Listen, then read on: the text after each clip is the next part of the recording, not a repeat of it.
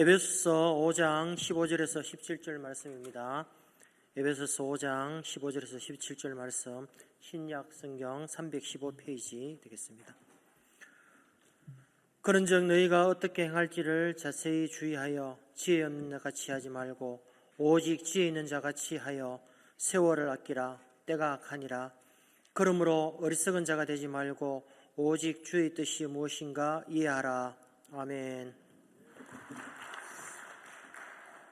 할렐루야. 그래서 말씀을 바꿔 주실 때는 뭔가 특별한 이유와 목적이 있을 줄 믿습니다. 저는 모르지만 오늘 이 자리에 계신 분들 가운데 이 말씀을 꼭 들어야 될, 하나님께서 꼭 들려주셔야 될 그런 분이 여기 있기에 하나님께서 이 말씀을 주신 줄 믿고요. 그 주인공이 꼭 나올 수 있길 바랍니다. 저는 하나님 명령대로 전할 뿐이죠. 자, 오늘 너무나도 잘 아는 말씀인데 이게 가을이 되고 하다 보니까 벌써 한 해가 끝나가서 그런지, 제가 요즘에 갱년기가 와서 그런지 오늘 이렇게 단풍 떨어지고 은행잎 떨어진 거 보니까 괜히 막 이렇게 눈물이 나고, 오늘도 이렇게 낮에 이렇게 일정 없이 이렇게 한가로이 오전 오후를 지내는 일이 거의 없는데, 여긴 저녁만 이렇게 2타임 이렇게 있고 오전 오후도 없으니까 제가 되게 조금 약간 이상하더라 마음이. 그래서 오늘 목사님하고 김정호 목사님하고 시간을 이렇게 보내면서 그냥 갑자기 이렇게 눈물이 나는 거예요. 내가 어쩌다 이렇게 이 시골 촌놈이 무슨 복을 받아. 야, 내가 이 남창 시골놈이, 우리 동네 이름이 남창이에요. 이 대도시 질량에 와서 거닐고 있는가. 진짜 꿈 같더라고요. 그래서 오늘 갑자기 이 말씀에 하나님께서 감동을 주시더라고요. 내가 어떻게 하다 이 자리에 있는지 난 잊지 않아야겠구나, 이런 생각을 하면서 오늘 세월을 아끼라, 이 본문의 말씀 가지고 기회를 아끼라는 제목으로 하나님 말씀을 증거하도록 하겠습니다. 제가 목포에 이렇게 집회를 어쩌다 보니까 자주 가게 됐어요. 연합성회를 한번 했는데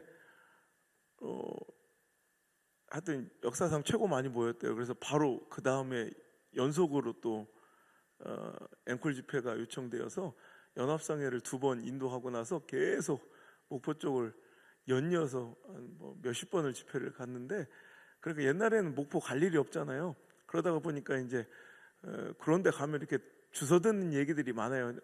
어제도 제가 강릉 이번에 집회 요즘 가면서 강릉에서 주워 듣는 얘기 했잖아요. 어제 커피 얘기.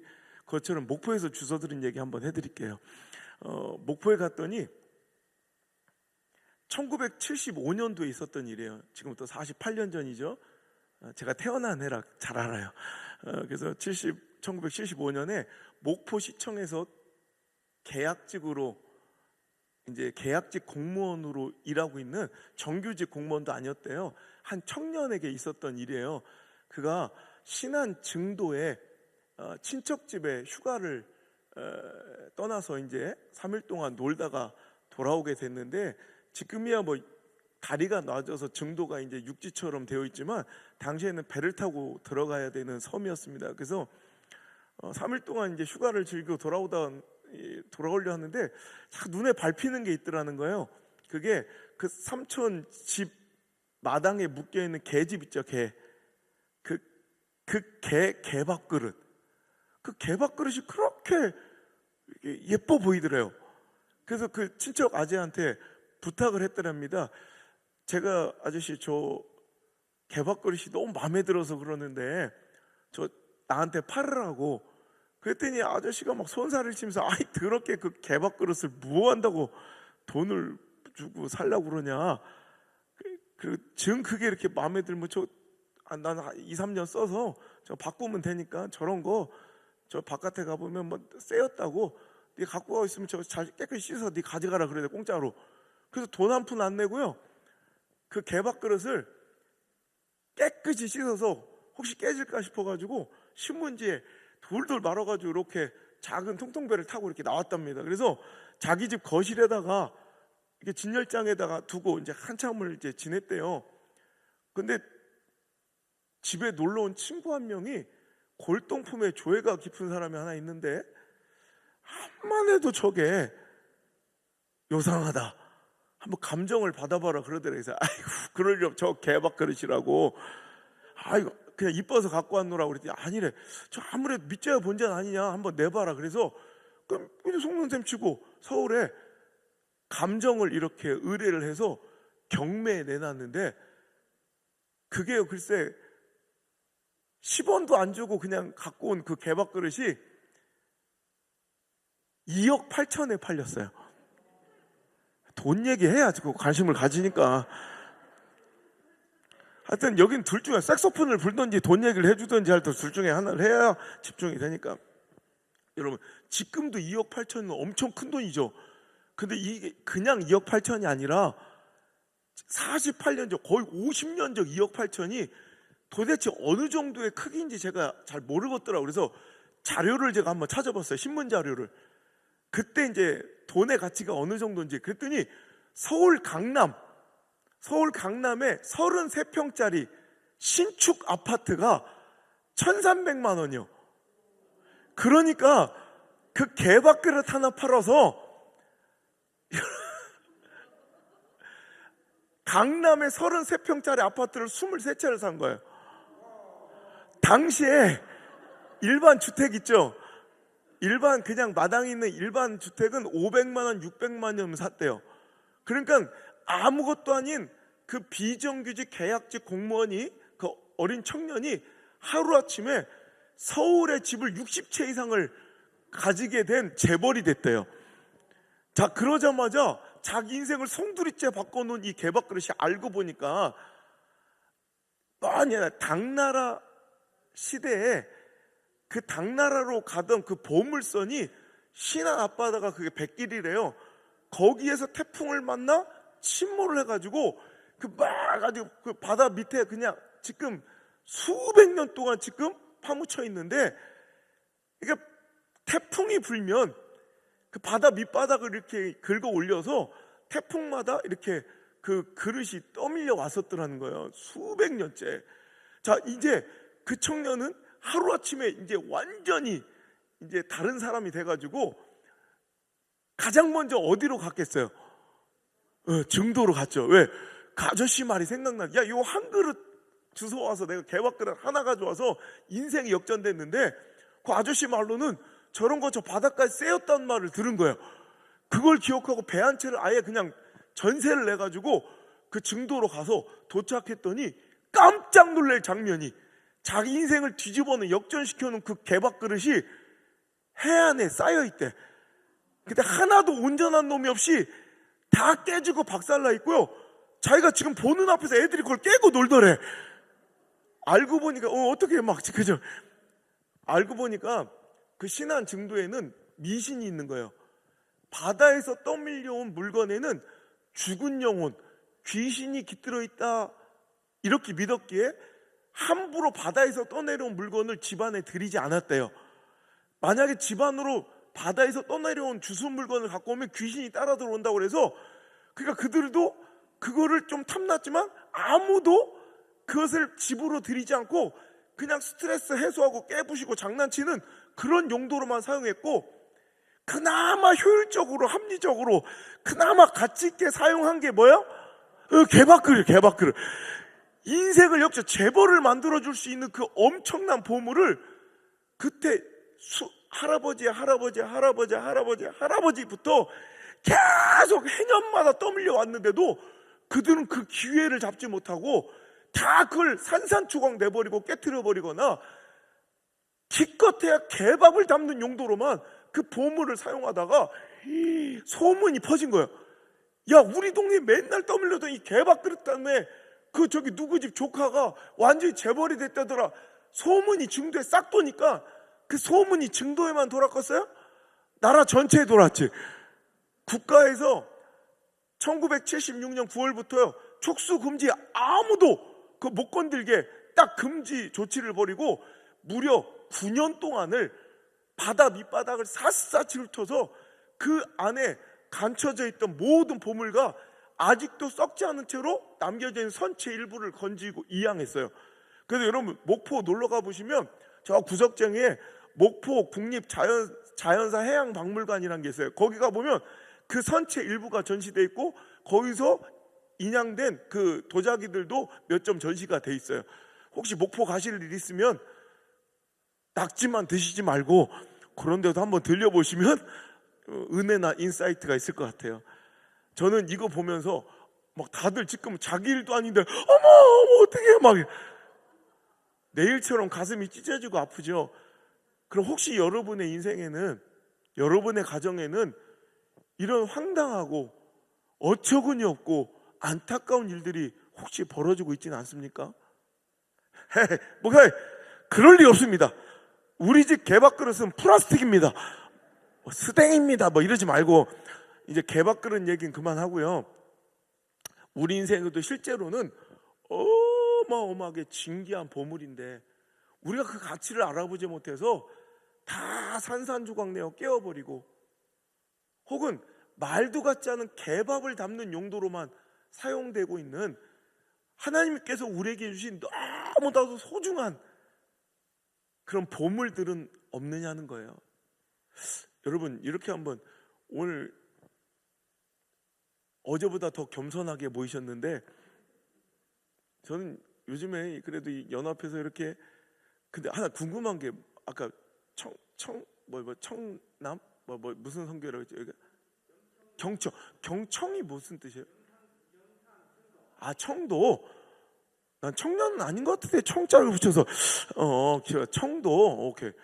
이 경청연합회 이렇게 모이셔가지고 오늘도, 어제도 제가 너무 감동했잖아요. 모여서 그냥 행사를 위한 행사가 아니라 이렇게 아프리카 그 교회를 지어드리고 우물을 파는 그 귀한 일로 이렇게 모여 있는 걸 보면 제가 어저께 너무 가슴이 뿌듯하고 너무너무 행복하더라고요. 이런 모임을 이렇게 만나게 됐다는 게. 저 같은 인격도 이렇게 기쁜데 우리 하나님은 여러분 얼마나 참 기뻐 보실까. 이 모임을 보시면 하나님 얼마나 행복하실까 이런 생각이 드는 거예요. 그래서 좋다. 자, 이제 늦은 사람은 어쩔 수 없어. 자, 여기까지. 자, 문 잠궈. 자, 여기 있는 사람들에게 오늘 계좌번호를 다 쓰고 가시오. 뭘 아멘이요. 아니 그냥 여기 있는 사람들은 계좌번호를 딱 남기고 가면 오늘부터, 이 순간부터 이제 여러분의 계좌에 매일 한 번도 아니고 1,440만 원을 매일 넣어드릴 거예요. 그런데 조건이 있어. 그날 다 써야 돼. 그날 다 안 쓰면 안 쓴 만큼이 내일로 이월되거나 이첩되는 게 아니라 그냥 없어. 예를 들어서 오늘 바빠서 1,440 중에 40만 원밖에 못 썼어. 그럼 1,400만 원 없어진 거 오늘. 그럼 여러분 어떻게 하실 거예요? 1,440만 원이 진짜 들어와. 그럼 어떻게 하실 거예요? 다 쓰죠. 막 안 되면 막 백화점 가서, 대구 백화점 가서 막 쇼핑백에다 대고 막 더 걸 때면 모가지라도 걸고 막 어떻게든 다 쓰지. 보니까 200원 남았어. 그럼 편의점 가서 추파춥스라도 사 먹어야지. 껌이라도 사야지. 그거 아까워서 어떻게 10원이라도 남기고. 만약 여러분 우리가 돈을 이렇게 준다면 여러분 네가 아까운 줄 알고요, 어떻게든 알뜰하게 살더라. 이거는 설교 안 해도 돼. 이렇게 잘 좀 쓰세요. 설교 안 해도 자기들이 알아서, 안 되면 쓰레기 봉투라도 사가지고 1,440 딱 맞추는 거 여러분 기가 막히게 잘하실걸? 돈은 우리가 이렇게 귀한 줄 알아서 알뜰하게 살뜰하게 10원 한 푼까지도 다 쓰려고 하는데 실제로 이런 일이 오늘 우리에게 벌어지고 있다는 거예요. 우리의 하루라는 통장에 24시간 1,440분의 시간이 매일같이 입금이 되는데 이건 내일로 이월되거나 이첩되지 않아요. 오늘 안 쓴 만큼 그냥 없어져요.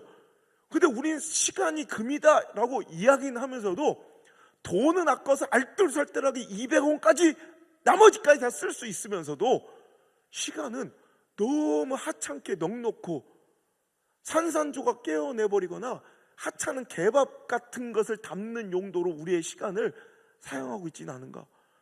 전 2022라는 숫자가 되게 낯설었어요.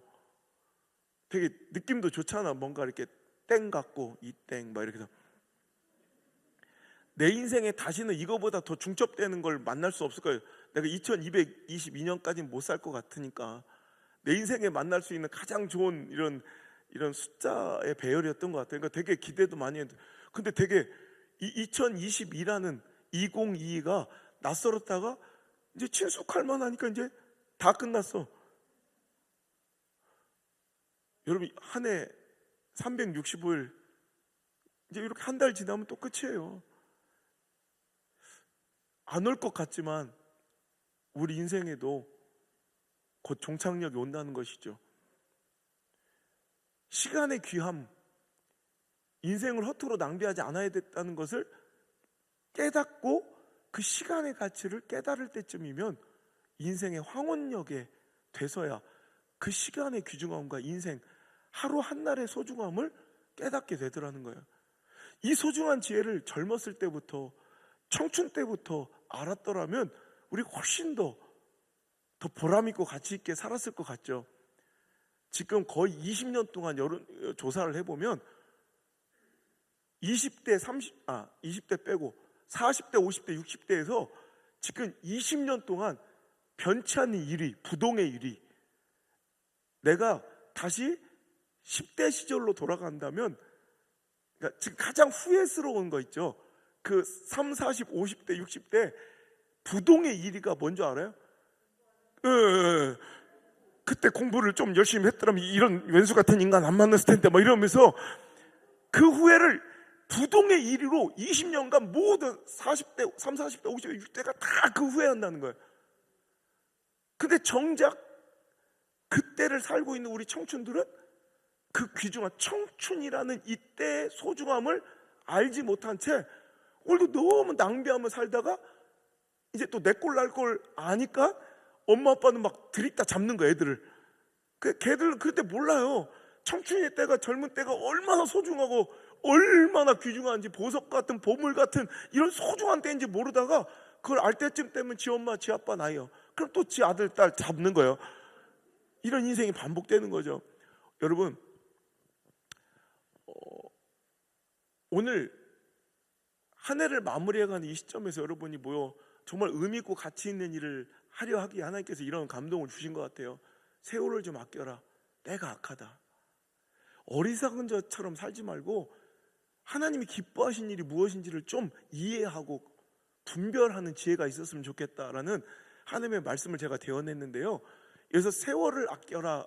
그러니까 헬라어로요, 신약성서에 세월, 시간, 때라는 단어가 그냥 우리는 다 그냥 막 세월, 시간 이렇게 그냥 구분 없이 혼재해서 쓰이지만 헬라에서는 명확하게 기준이 되어 나뉘어서 두 단어가 구분되어 사용됩니다. 세월, 시간, 때 이런 단어에 우리는 그냥 혼용해서 쓰는데 헬라는 분명하게 두 가지 단어, 하나는 크로노스라는 단어를 쓰고요, 하나는 카이로스라는 단어를 써요. 크로노스는 제가 지금 말씀드린 이거예요. 물리적인 시간, 1년 365일 지나가는 거, 어쩔 수 없어 누구에게 공평하게 주어지는 하루 24시간 1440분. 계산할 거 없어. 맞아요, 내가 계산해봤어. 이 불신의 풍조가 참 코로나보다 무서워요. 그걸 또 계산을 해보려고 그래. 이 물리적인 시간이 바로 크로노스예요, 시간. 그런데 카이로스라는 단어는 이 시간, 시각 이런 의미보다는 기회라는 의미가 더 강하게 내포되어 있는 단어예요. 오늘 세월을 좀 아껴라. 때가 악하다. 어리석게 살지 마. 하나님의 때를, 하나님의 뜻을 이해해라고 할 때 이 세월은 실은 크로노스가 아닌 카이로스가 써있다는 거예요. 그러니까 오늘도 이 하나님 우리에게 주신 그 말씀의 뜻을 더 직설적으로 여러분에게 표현해드리고 번역한다면 실은 이 말씀은 기회를 아껴라. 때가 악하다. 이 기회가 한없이 주어지는 것 같지만 다시 못 올 기회일 수도 있다라는 말씀을 주시고 있는 거예요. 이 마지막 때, 이 악한 때일수록 우리는요 정말 하나님께서 원하시는 그 일을 해야 될 그 때를 놓치지 않고 그 기회를 놓치지 않고 살아갈 수 있는 지혜가, 분별이, 통찰력이 있어야 한다는 거예요. 오늘 해야 될 게 있어요. 어떤 목욕탕 가보니까 제가 우리 교회에서도 마지막 주 설교로 이 설교를 하려고 좀 준비 중인데 가슴이 뭉클해. 목욕탕 앞에 다 때가 있다 이렇게 써 있더라고요. 눈물이 확 왈칵 쏟아지더라고요. 그래 맞다. 다 때가 있다. 성경에도 지금은 은혜 받을 만한 때요, 구원의 날이로다. 은혜도 받을 때가 있고요, 헌신도 해야 될 때가 있고요, 여러분 도전도 해야 될 때가 있고요, 순종도 해야 될 때가 있어요. 여러분 드립다 슛만 잘한다고 골 넣는 게 아니라, 골은요 실은 슈팅의 강력함보다 슈팅의 타이밍이에요. 얼마 전에 제가 설교한 제목이 반박자 빠른 슛이 골을 만든다, 이런 설교 제목으로 설교를 한 적이 있어요. 아무리 세게 차도 한 타이밍 늦으면 그건 다 막혀요, 수비한테. 반박자 빠른 그 타이밍이 오히려 우리의 강력한 인생의 능력이 될 수 있다는 거예요. 그 기회를 아끼시길 바랍니다. 기회를 누리시길 바랍니다. 젊은 애들은요, 이게 꼰대 같은데, 저도 이제 50이 돼가면서 젊은 애들 보면 너무 안타까운 게, 뭔가 도전을 해야 되는데 우리는요 돈도 없고요 막 이래. 아니 젊을 때 돈 있는 애들이 몇 명이나 되냐, 그죠?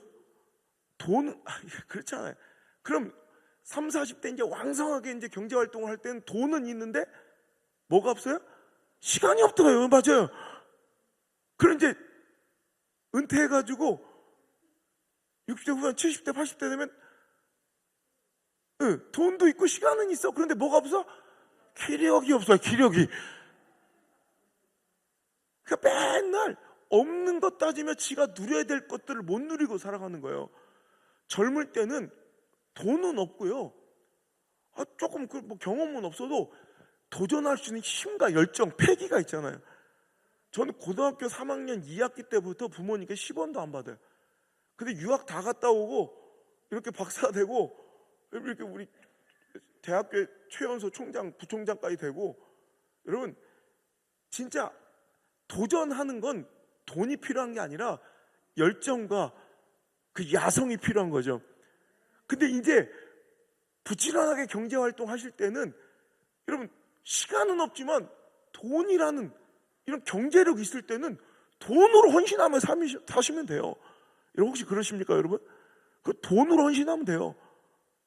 돈도 없는 거예요 지금? 연세가 있어서 경험, 연륜이 쌓이고 권위가 이렇게 쌓이셨으면 여러분 시간과 여유와 인생의 경륜으로 후배들을 지도하고 이런 조직들을 인도해가며 길을 제시해 주시는 멋진 등대 같은 역할로 사용되시면 되는 거예요.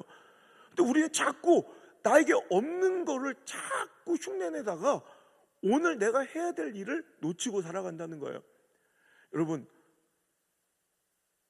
우리 여기 젊은 친구들도 이렇게 몇 명 있는데, 그죠? 저 보면 얼마나 이쁘고 귀여워요, 그죠? 넌 몇 살이야? 까만 뿔테?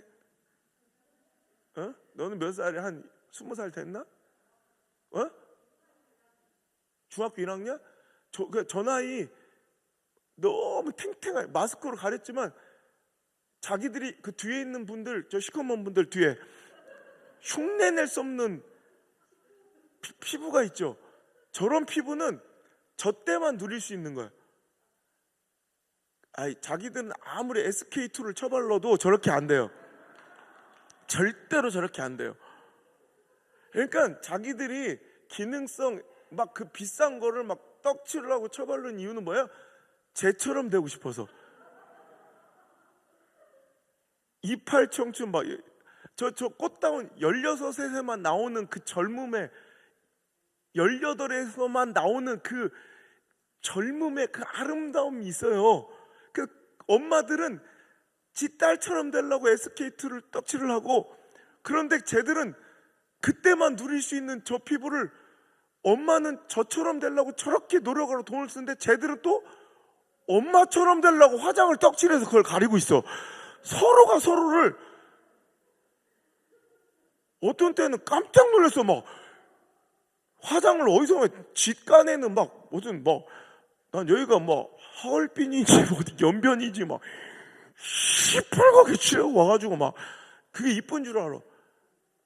야, 니 때 누려야 될 그 아름다운 꽃다운 피부를 누려. 엄마 흉내 내지 말고. 저 때는 화장을 그렇게 하고 싶어요. 우리 딸내미도 중학교 2학년인데 맨날 가보면 틴트 쳐바르고 있고, 어디 외국 나가면 내 옆구리를 잘라서 지 엄마 몰래 날 끌고 가서 면세점 가서 화장품을 이렇게 사요. 야, 한나야, 너는 그냥 그 자체가 이뻐. 아빠가 바라라, 아빠가 바라라 막 이러면서 뭘 이렇게 찍어 발라 요즘에. 나중에 후회하죠. 이제 나이 먹으면 그때 그 아름다운 걸 누리지 못하고 저렇게 돼보려고 또 이렇게 뭘 바르게. 나는 그래요. 오늘 우리가 이렇게 어리석게 사는 거예요. 지금 하나님께 주신 그 기회를 누리지 못한 채 자꾸 없는 것을 불평하고 원망하며 살지 않는가.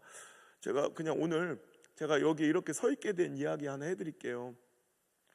저는 뭐 부흥회 같은 걸 별로 경험해 본 적도 없고요. 저는 이렇게 어떤 조직에 들어가 본 적도 없고요. 어디 사람 관계도 별로 안 좋아하고요.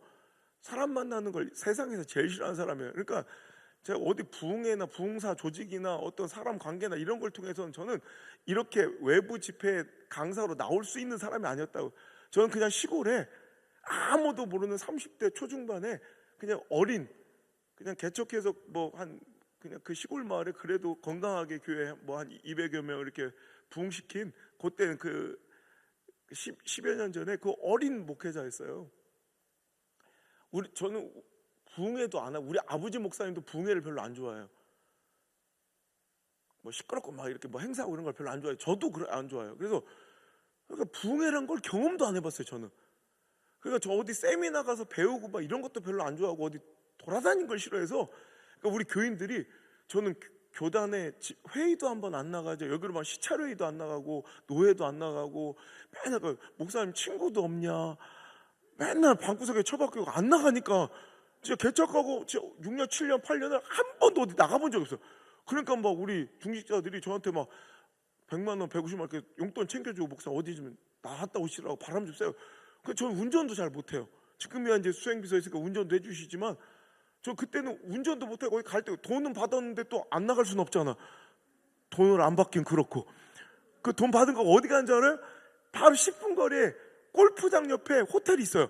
전 골프도 안 쳤는데, 골프도 못 치는데, 골프 친 지 이제 2년도 안 됐어요. 근데 그때 그냥 그 골프장 옆에 호텔에 가서 제가 좋아하는 저기 몽쉘통통 2박스, 그리고 육개장 사발면 1박스, 삼다수 한 팩 들어가서 내 방 청소도 하지 말라고 수건이나 일주일치 달라고 그래서 거기서 책 30권 갖고 들어가서 책만 읽는 게 일이에요. 그러니까 그냥 그게 저한테는 막 너무 행복한, 그러니까 그렇게 어디 외부에 돌아다니지도 않는 사람이라고. 근데 제가 한번 이 대수술 후유증 때문에 1년에 2차례씩은 쓰러져가지고 병원에 입원하는 일을 막 반복하고 있었는데, 그때도 몸이 너무 안 좋아서 쓰러진 거예요. 제 전용 입원실이 있었을 정도니까 갔더니 검사를 하더니 몸 상태가 너무 안 좋대. 제가 면역력이나 이 몸의 밸런스가 80대 노인 수준도 안 된다는 거예요, 우리 의사 선생님이. 그러더니 목사님 지금 절대 안정이 필요합니다. 그래서 제 방에 면회사절, 아무도 오지 말라고 막 우리 교인들이 맨날 찾아오니까 면회사절 붙이고, 제가 맨날 가면 병원에 입원할 때 일주일씩 입원하면 책을 갖고 가는데 책도 다 뺐더라고요. 책도 읽지 말고 설교 준비도 하지 마시고 그냥 누워만 있어야 되는데, 정말 심각한 상황이라고, 지금 이러다 잘못하면 죽습니다, 이 정도까지 몸이 안 좋아진 거예요. 그래서 그냥 누워만 있었어요. 한 이틀 지나니까 숨이 막히기 시작하는 거예요. 저는 이제 강박증이 있어요. 그러니까 문자 중독증이라는, 이제 책을 안 읽으면 막 이 숨이 막 멎을 것 같이 호흡이 안 돼요. 물론 자기들은 대충 잘 살다가 책만 읽으면 그냥 막 숨이 가빠오고 막 숨이 멎을 것 같고 그렇잖아요. 예. 괜찮아요. 창조 질서가 다른 거예요. 하나님이 창조 섭리가 다른 거니까 어쩔 수 없어요. 저는 그 외국 유학 갈 때 한글로 된 책이어야 돼요. 활자 종이여야 되고, 저는 이렇게 화면으로는 또 책을 못 봐요. 이상하게. 그래서 종이로 된 한글로 쓰여진 책을 읽어야 돼요. 그러니까 외국에 유학할 때 그게 너무 힘든 거예요. 그러니까 그 교포 신문 같은 거 있잖아요. 그거를 아껴서 읽을 정도로 이렇게 문자 중독증이 있는데, 그래서 집사람한테 전화했어요. 야, 숨이 막혀 죽겠다, 책을 갖고 오라. 그랬더니 의사 선생님이 도저히 안 된다고 그래가지고 안 돼, 못 갖다 주는 거야, 집사람이. 그래서 야, 이러다가 내가 병 때문에 죽는 거 아니라 숨 막혀 답답해 죽겠다, 빨리 갖고 오라고 막 화를 내니까 집사람이 어쩔 수 없이 저한테 이제 가져다 준 게 이제 국민일보를, 그것도 하나를 다 못 갖고 오고 이렇게 접어가지고, 이게 미션 칸 4장 있죠. 미션 칸 4장을 몰래 이렇게 접어가지고 의사 선생님 몰래 와서 갑자기 나한테 막 안표 장사 마냥 나한테 뭐라는지, 애껴서 읽어요. 그러더니 가버리는 거예요. 다시는 안 갖고 온다 이거예요. 그 진짜 그 신문을 얼마나 아껴서 읽었는지, 그때 이 5단 광고에, 국민일보 하단 광고에 옛날 같으면 내가 보지도 않는 쓰레기 정보 다 스킵해버리고 읽지도 않는 세미나나 부흥회 광고 이런 건 저는 읽지도 않아요. 근데 희한하게 그날따라 딱 이 하단에 목회자 세미나, 무료 세미나 광고가 이제 딱 실렸는데, 그게 부산 포도원교회 김문돈 목사님 있죠. 포도원교회에서 열리는 목회자를 대상으로 한 무료 세미나요. 나는 한 번도 이런 데를 가본 적도 없는 사람인데요, 희한하게 그 광고를 보는 순간 하나님께 날 부르시는 것 같은 거예요. 나에게 뭔가 하실 말씀이 있겠다는 그 강한 감동이 드는 거예요. 그 제가 그때가 2012년 4월 2일이에요. 그 세미나가 아직도 있지.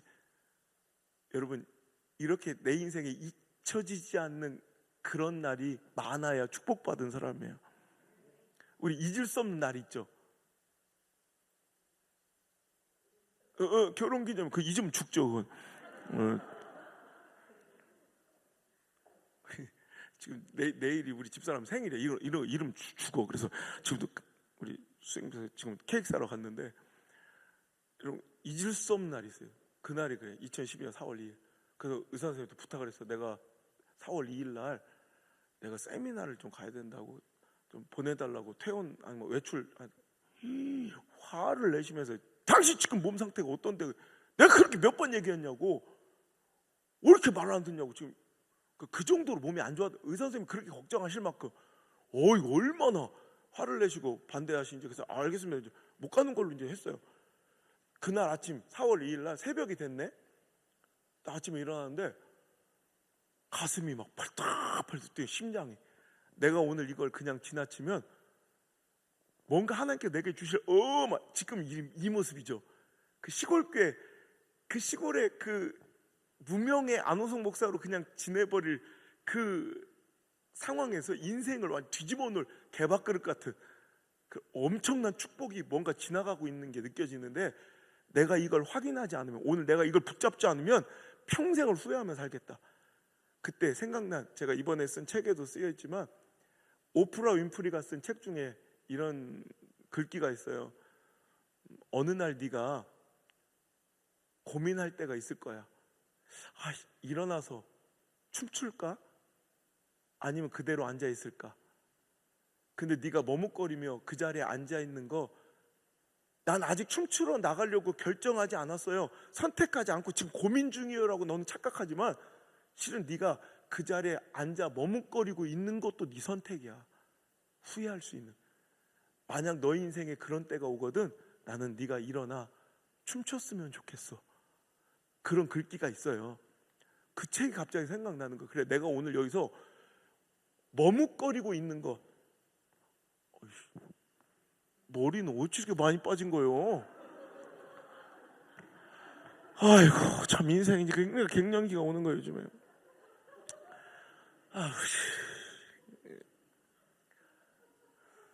여러분, 내가 오늘 이 시간이 이렇게 지나가 버리면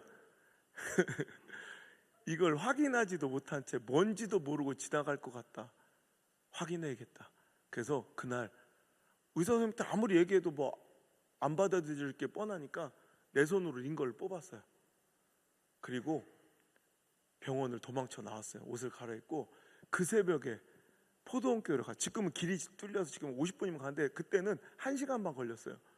갔더니 너무 일찍 와서 새벽에 도망쳐 나왔더니, 의사 선생님이 진료하기 전에 먼저 도망쳐 나왔더니 아무도 없어. 그때 지금 포도원교회 말고 지금 화명성전이 딱 요만했어요. 여기 꽉 차면 몇 명 정도 앉죠? 2,000명 넘게 앉죠? 꽉 차면 그럴 것 같은데, 왜냐면 요 정도보다 조금 더 컸을까? 내가 요 자리에 딱 앉았어요. 왜냐하면 그날 2,600명이 모여 꽉 차서. 근데 그날 어떤 집회였냐면 아침부터 10시부터 저녁 6시까지 우리나라 뭐 내노라는 강사들 이렇게 오셔서, 그러니까 그때 장경동 목사님, 뭐 김문우 목사님, 소강성 목사님도 꽃동산 김종주 목사님도 오셨나 그랬을 것 같아. 막 그리고 막 각 교단의 대형교회 목사님도 오셔서, 야 봐라, 하나님 역사 오늘도 일어난다, 하나님 살아계신다, 뭐 힘내서 뭐 해봐라, 뭐 이런 집회요. 다른 사람들은 하도 그런 세미나를 많이 들어서 그런지 그랬어요 뭐 이러면서 그냥 별로 기대도 안 해. 전 처음 가서 그런지, 왜 약도 안 먹던 놈이 먹으면 약발이 잘 돌잖아요. 그날 막 심장이 막 튀고 막 눈물이 터지는데 나는 그 말씀이 그렇게 잘 믿어지는 거예요. 이게 나한테 하시는 말씀 같은 거예요. 점심시간이 되니까 사람들이 우르르 나가는데 저는 막 일어날 수가 없더라고요. 눈물이 막 터지고 흘러서. 그러면 하나님께 따졌어요. 다른 사람 다 밥 먹으러 가는데 저는 혼자, 하나님 나 이제 여기서 이제부터 금식 들어가면 영양제를 맞고 있어야 될 사람이 내가 하나님께 금식을 선포했어요. 하나님 역사하실 때까지, 응답하실 때까지 나 이제 밥도 안 먹는다고. 하나님, 내 하나님도 시퍼렇게 살아계시고 내 싫다는 사람 목사로 이끌어 오실 때 하나님 시퍼렇게 살아계신 거 증명하라고, 증거하라고 나를 불러놓고선 나는 왜 하나님의 살아계심의 이야기를 다른 분들의 목소리를 통해서 들어야 됩니까? 왜 다른 교회 이야기로 내가 간증 듣고 있어야 됩니까? 하나님, 저 이제 더 이상은 막 자존심 상하고, 하나님, 난 막 가슴이 아파서 난 이제 더 이상 못 듣겠습니다. 하나님, 이제 나를 좀 사용해 주세요. 내가 하나님 목청 터져라, 진짜 마음껏 외칠게. 내 죽을 때까지 진짜 하나님 목청 터져라 외칠 테니까 나를 통해, 우리 교회 통해 우리 하나님 시퍼렇게 살아계신 거 증명하며 살게 해달라고 엉엉 울면서 다들 식사하는데 저는 그 자리에서 엉엉 울며 금식을 들어갔어요. 오후 강의가 1시부터 시작되는데 2,600명 모였는데 3분의 2 가까이는 다 가버렸어.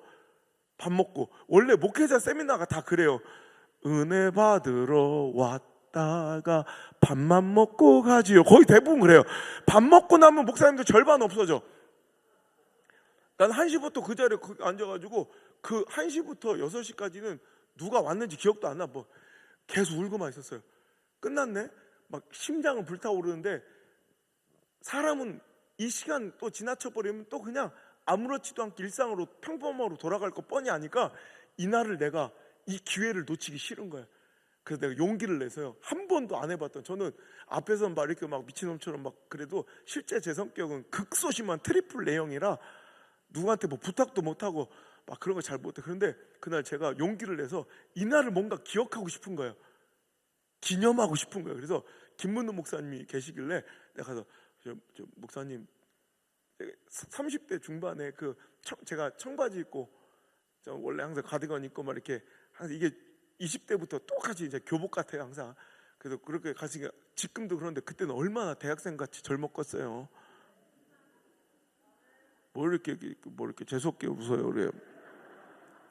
그 젊은 놈이 와서, 목사님 저랑 사진 좀 한번 찍읍시다 했더니, 목사님 찍어주면 저 얼마나. 근데 사람들이 막 몰려오니까, 지금 제가 이해해야 돼. 제가 이제 11년을 하루도 쉬지 않고 이제 집회를 하니까 이제 막 어디가 아는 사람들이 많잖아요. 이제 그러니까 목사님도 그랬던 것 같아요. 막 사람들이 막 쏟아들면서 인사하니까 그거 인사 받아주느라고 저를 신경을 못 쓰시더라고. 그래서 안녕하세요 오셨네, 아이고 안녕하세요 막 인사하다가 딱 돌아섰어. 나도 그냥, 원래 A형들이 뭔가 거절당하면 기분 나빠도 기분 나쁜 티를 못 내요. 이렇게 나는 괜찮아 이런 식으로 웃고 있다가, 자기도 그냥 나 때문에 웃은 것도 아니고 이렇게 돌아섰는데 나도 그냥 자기 때문에 웃은 것도 아닌데 이렇게 웃다가 사진을 딱 찍혔는데, 사진만 보면 우리 둘이 되게 친한 사이처럼 나온 거예요. 이렇게 서로 웃고 있는 것처럼. 지금도 내가 그 사진을 갖고 다니는데, 그래서 그 사진을 딱 보면서, 목사님, 그래서 저를 꼭 기억해 주세요 그랬더니, 예?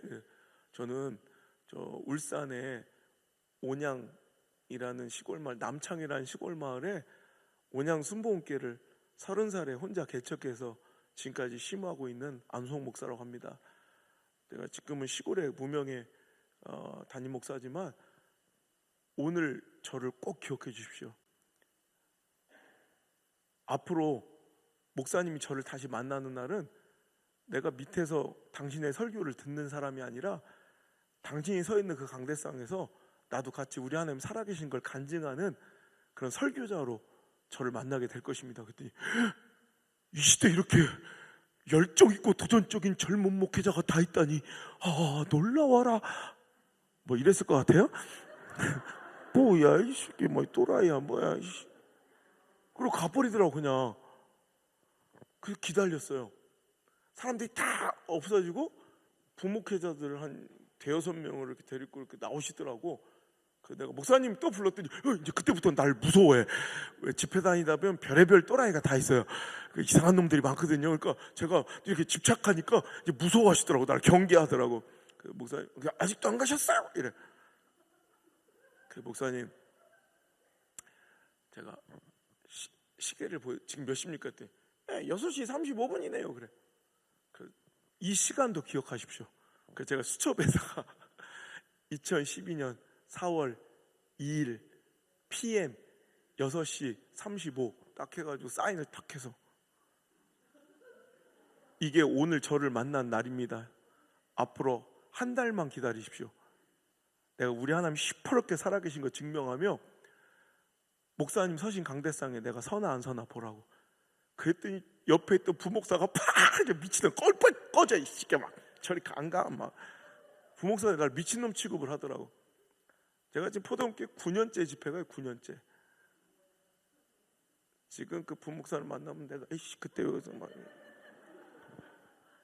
사람들은 확률로 보나 가능성으로 보나 상황으로 보나 처지로 보나 형편으로 보나 내 꼬라지로 보나 미친놈 같은 말도 안 되는 얘기, 꿈 같은 얘기죠. 그 저는요 하나님 말씀이 믿어지는 은사가 있어요. 저는 믿어지는 걸 어떻게 해? 다른 사람은 다 웃기다고 막 저 미친놈이라고 막 웃는데 저만 눈물이 막 흐르는 거야. 이 말씀이 믿어져. 하나님 날 사용하실 게 믿어져서. 그로부터 딱 한 달 뒤 5월 3일 날 진주에서 CBS와 경남도 기독신문에서 연합성회가 이제 열렸는데 2명의 강사가 이제 제가 뭐 목요일 날 대구제일교회에서 또 극동방송 주최 황영택 목사님이랑 저랑 이렇게 또 집회하는 거 이런 식으로 제가 몇 년 전에 왔을 때는 여기 경산중학교에서 저기 이규현 목사님이랑 저랑 이렇게 둘이 집회했거든요.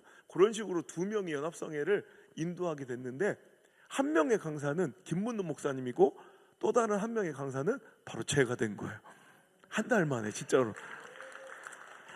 그 안에 역사들은 뭐 제가 지금 시간이 없어서 이제 뭐 얘기를 하기 그렇고 하여튼 그때 제가 4월 13일 날 그러니까 4월 2일 날 제가 그랬다고 그랬잖아요.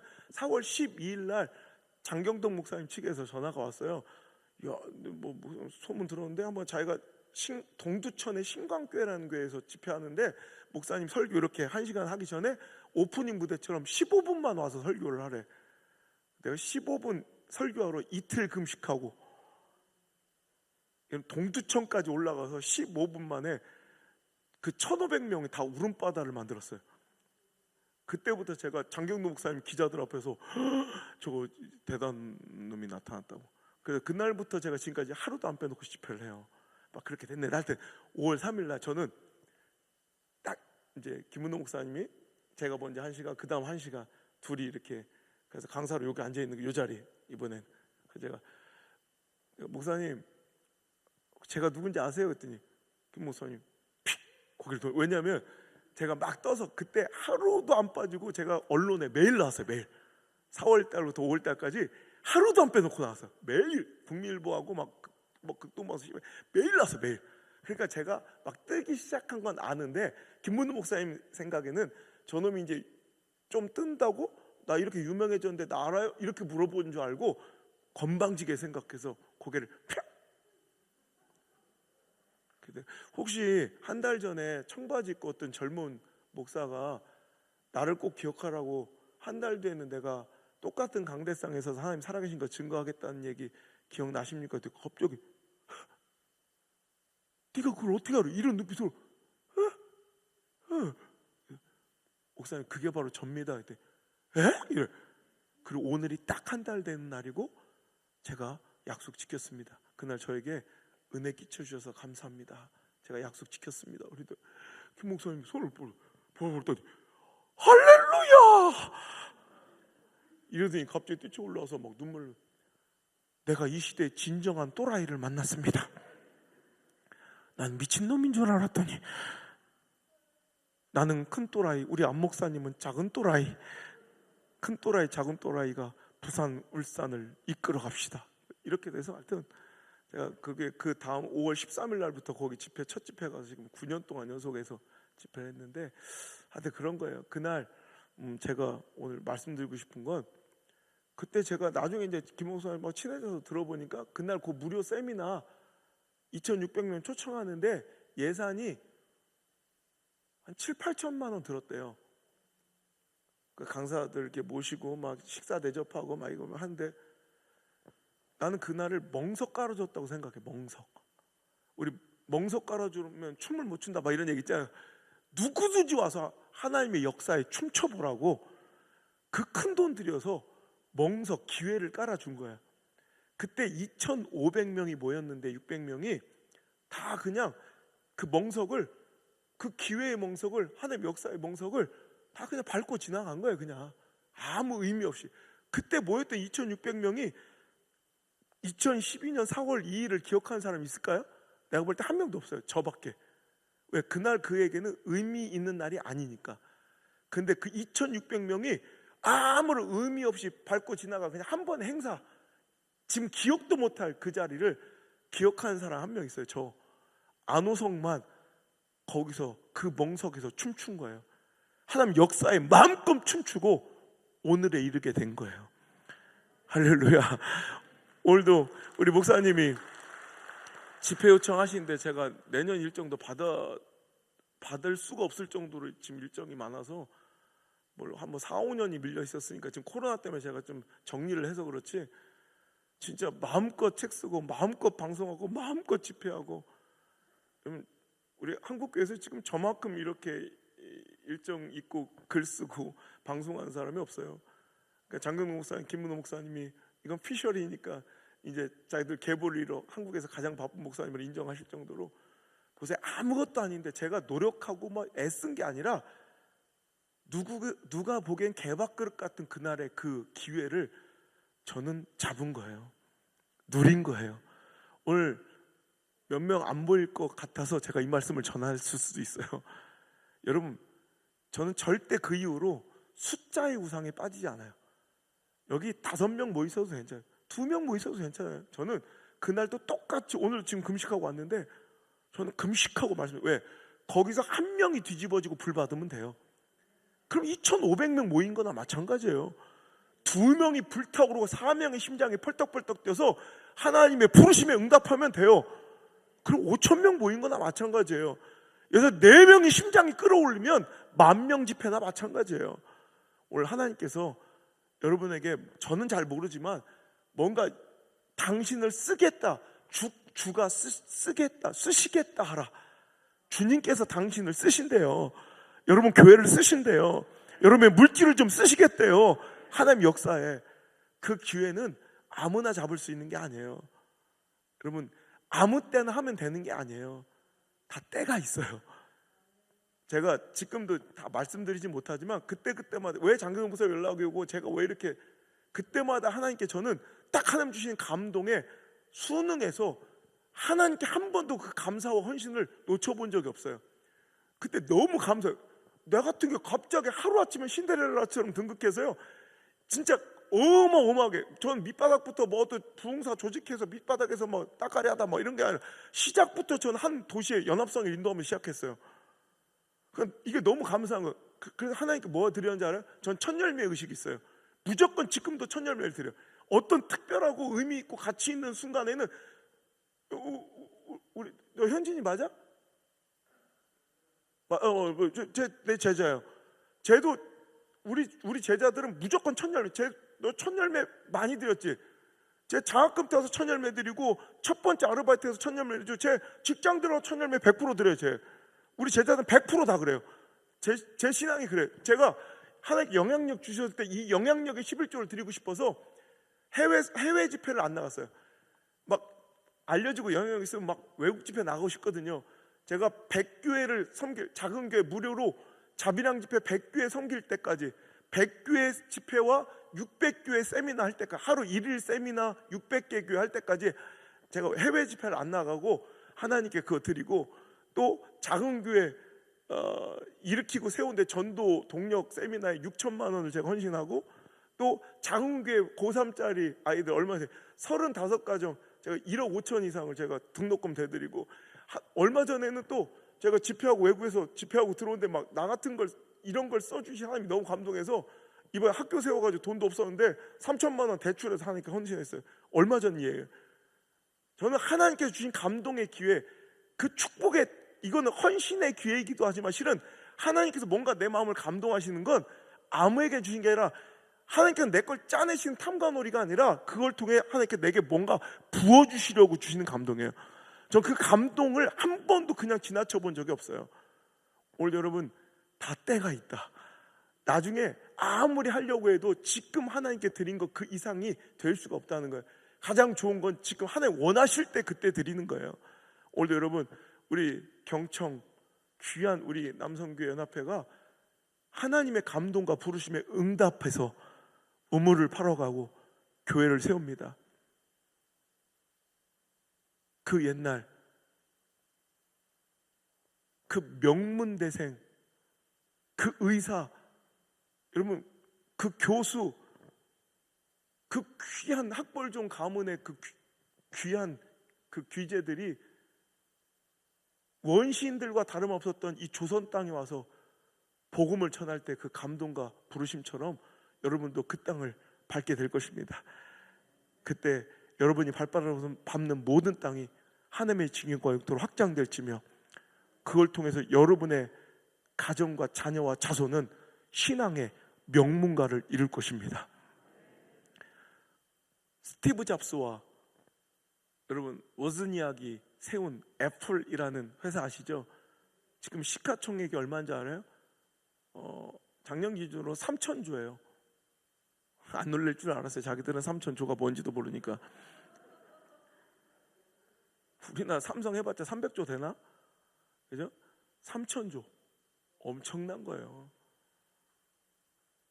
그런데 우리는 애플의 창업자 하면은 2명밖에 몰라요. 스티브 잡스와 워즈니악. 그런데 실은 한 명이 더 있어요.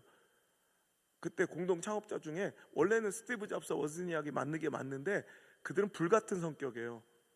둘 다 굽힐 줄 몰라, 뜻을. 그러니까 자기들 의견이 시너지가 돼서 함께 나갈 땐 좋은데 부딪힐 때가 문제예요. 그럼 자기들이 이게 도저히 이게 답이 안 나올 걸 아니까 캐스팅 보트를 준 거예요. 옛날에 스티브 잡스가 그 아타리인가라는 이 게임 회사에 다닐 때 만났던 그 직장 형, 아는 형 한 명을 데렸고, 그 사람이 론 웨인이라는 사람이에요. 그 론 웨인은 아무런 뭐 기술이나 뭐 투자를 한 게 아니라, 만약 우리가 의견 충돌이 해서 회사가 만약에 갈등을 겪을 때는 당신이 그걸 조정해주는 캐스팅 보트가 돼달라. 그래서 50대 50의 지분에서 5%씩을 띈 거예요. 그래서 워즈니악이 45%, 스티브 잡스가 45%, 5%를 줘서 론 웨인이 10%의 지분을 갖게 된 거예요. 그러면 지금 론 웨인은 10%, 그 애플사의 10%의 지분이면 얼마예요 지금? 300조. 자기들은 안 놀래지만 300조를 지금 같은 이율에 3.6%만 그냥 넣어놔도 한 달 이자가 1조예요. 1조. 자기들이 아는 조라는 건 밥에다 넣어먹는 노란 조밖에 없으니까 뭐 얘기를 해도 막 조가 뭔지도 모르니까. 근데 한 달에 9천억에서 지금 같은 1조 2천억이 생긴 거, 한 달에 그냥 그것만 넣어놔도. 근데 애플 시리즈가 그때 애플4가 엄청 인기 있을 때 그때 CNN에서 내가 그 호텔방에서 우연히 CNN 뉴스를 보다가 그 론웨인이라는 사람의 이야기를 알게 된 거예요.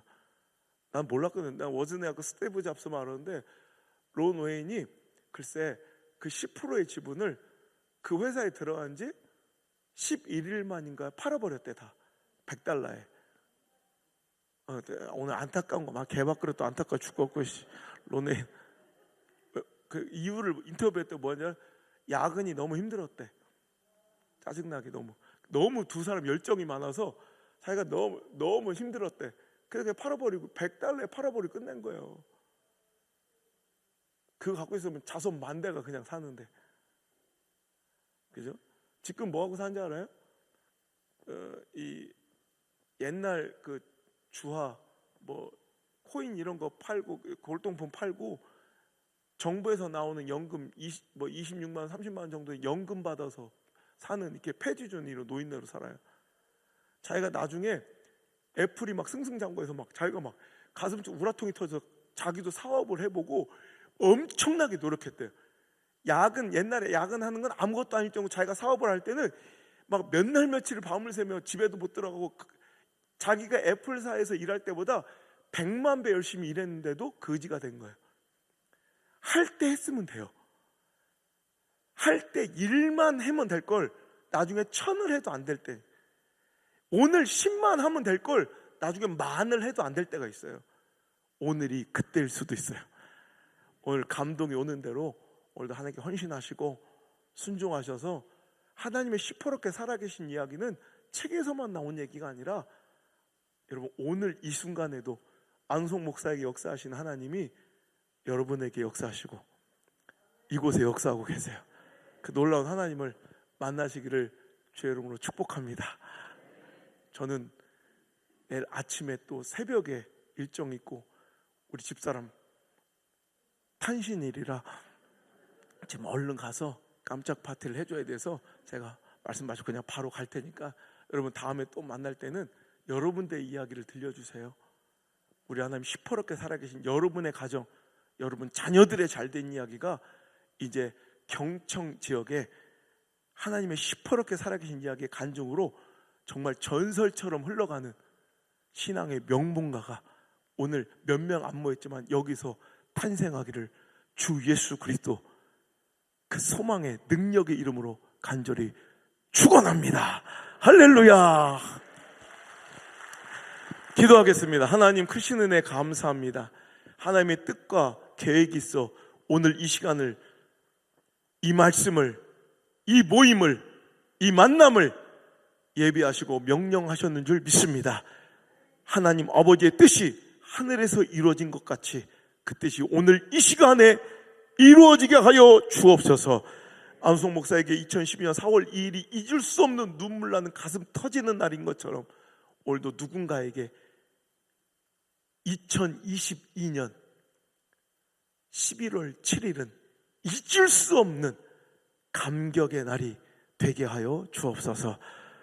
하나님의 뜻과 부르심에 반응하고 응답하며 오늘도 그 미답지, 그 선교지로 오늘도 마음과 시선과 물질과 또 발걸음을 향하여 흘려보내는 우리 경청 남전도의 연합 아버지 귀한 모임을 축복하여 주시고 아버지 그 모든 임원들과 지금까지 수고하신 모든 증경 또 회장님과 임원들을 축복하여 주셔서 지금 하나님을 위해 일하고 헌신하고 드리는 것이 손해처럼 보이나 그 아들, 그 딸, 그 자녀, 그 자손들이 잘됨을 보고 많은 이들이 지금은 헌신과 순종이 두렵고 믿음이 연약하여 머뭇거릴지라도 우리 사랑하는 귀한 우리 저들의 잘됨을, 자녀들의 축복을 보고서라도 부러워서라도 앞다투어 그 길에 동참하는 멋진 축복의 간증거리, 승리의 예언거리가 우리 경청 남전도의 연합 모든 우리 회원들과 임원들 가운데 수고하고 헌신한 모든 손길들 가운데 이루어지게 하여 주옵소서. 나의 사랑 참 좋으신, 한 번도 실수가 없으신 우리 구주 예수님의 이름 받들어 감사하며 기도 올리옵나이다. 아멘. 할렐루야. 감사합니다. 사랑합니다.